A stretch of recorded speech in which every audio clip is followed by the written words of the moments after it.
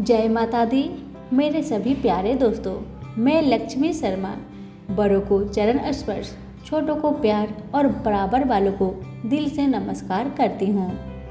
आज मैं सुनाने जा रही हूँ अमरनाथ धाम से जुड़ी श्री शिव पार्वती की कथा। कथा बहुत ही सुंदर है, अंत तक जरूर सुनिएगा और दूसरों को भी शेयर कीजिएगा। सभी प्रेम से बोले उमापति शंकर की जय हो। कथा इस प्रकार से है। एक बार देवी पार्वती ने देवों के देव महादेव से पूछा, ऐसा क्यों है कि आप अजर है, अमर है, लेकिन मुझे हर जन्म के बाद नए स्वरूप में आकर फिर से बरसों तप के बाद आपको प्राप्त करना होता है। जब मुझे आपको पाना है तो मेरी तपस्या और इतनी कठिन परीक्षा क्यों भगवान?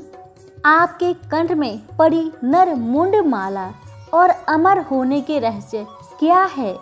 महादेव ने पहले तो देवी पार्वती के उन सवालों के जवाब देना उचित नहीं समझा, लेकिन पत्नी हट के कारण कुछ गूढ़ रहस्य उन्हें बताने पड़े।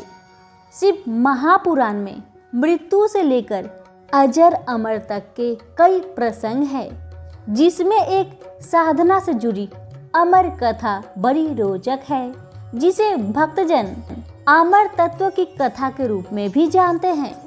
हर वर्ष हिमालय के आलय में अमरनाथ, कैलाश और मानसरोवर तीर्थ स्थलों में लाखों श्रद्धालु पहुंचते हैं, सैकड़ों किमी की पैदल यात्रा करते हैं। क्यों यह विश्वास यूं ही नहीं उपजा? शिव की प्रिय अधिक मास अथवा आषाढ़ पूर्णिमा से श्रावण मास तक की पूर्णिमा के बीच अमरनाथ की यात्रा भक्तों को खुद से जुड़े रहस्य के कारण और प्रासंगिक लगती है। पौराणिक मान्यता के अनुसार अमरनाथ की गुफा ही वह स्थान है जहां भगवान शिव ने पार्वती जी को अमर होने के गुप्त रहस्य बतलाए थे। उस दौरान उन दो ज्योतियों के अलावा तीसरा वहां कोई प्राणी नहीं था, न महादेव का नंदी और न उनका नाग, न सिर पे गंगा और न ही गणपति कार्तिकेय। सबसे पहले नंदी को पहलगाम पर छोड़ा महादेव ने। गुप्त स्थान की तलाश में महादेव ने अपने वाहन नंदी को सबसे पहले छोड़ा। नंदी जिस जगह पर छूटा उसे ही पहलगाम कहा जाने लगा। अमरनाथ यात्रा यहीं से शुरू होती है।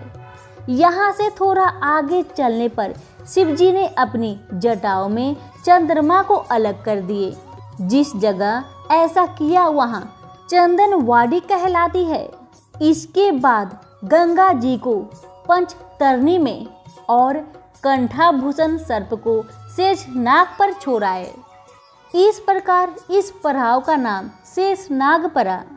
अगले पड़ाव पर गणेश जी छूटे। अमरनाथ यात्रा में पहलगाम के बाद अगला पड़ाव है गणेश जी टाप। मान्यता है कि इसी स्थान पर महादेव ने पुत्र गणेश को छोड़े। इस जगह को महागुना का पर्वत भी कहते हैं। इसके बाद महादेव ने जहाँ पिशु नामक कीड़े को त्यागे, वह जगह पिशु घाटी है और शुरू हुई शिव पार्वती की कथा।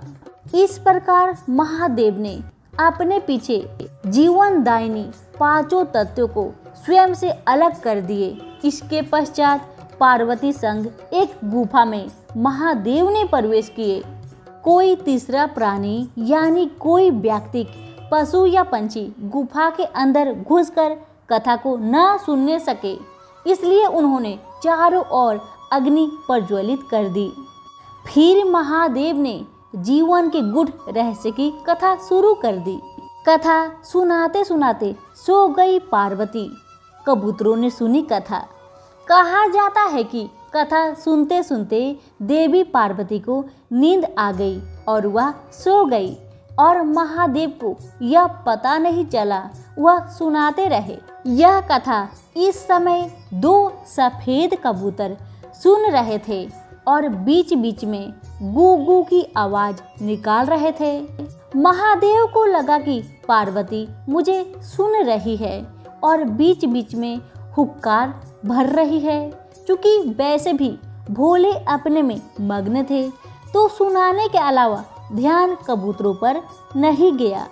वे कबूतर अमर हुए और अब गुफा में होते हैं उनके दर्शन। दोनों कबूतर सुनते रहे। जब कथा समाप्त होने पर महादेव का ध्यान पार्वती पर गया तो उन्हें पता चला कि वो तो सो रही है, तो कथा को कौन सुन रहा था। उनकी दृष्टि तब दो कबूतरों पर पड़ी तो महादेव को क्रोध आ गया। वहीं कबूतर का जोड़ा उनकी शरण में आ गया और बोला, भगवान, हमने आपसे अमर कथा सुनी है, यदि आप हमें मार देंगे तो यह कथा झूठी हो जाएगी, हमें पथ प्रदान करें। इस पर महादेव ने उन्हें वर दिए कि तुम सदैव इस स्थान पर शिव व पार्वती के प्रतीक चिन्ह में निवास करोगे। अनंत कबूतर का यह जोड़ा अमर हो गया और यह गुफा अमर कथा की साक्षी हो गई। इस तरह इस स्थान का नाम अमरनाथ पड़ा। मान्यता है कि आज इन दो कबूतरों के दर्शन भक्तों को होते हैं। अमरनाथ गुफा में यह भी प्रतीक का ही चमत्कार है कि शिव की पूजा वाले विशेष दिनों में बर्फ के शिवलिंग अपना आकार ले लेते हैं। यहाँ मौजूद शिवलिंग किसी आश्चर्य से कम नहीं है।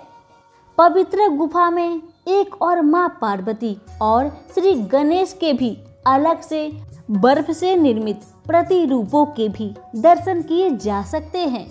कथा यहीं पर समाप्त हुई। सभी प्रेम से बोले हर हर महादेव। माता पार्वती की जय हो। धन्यवाद।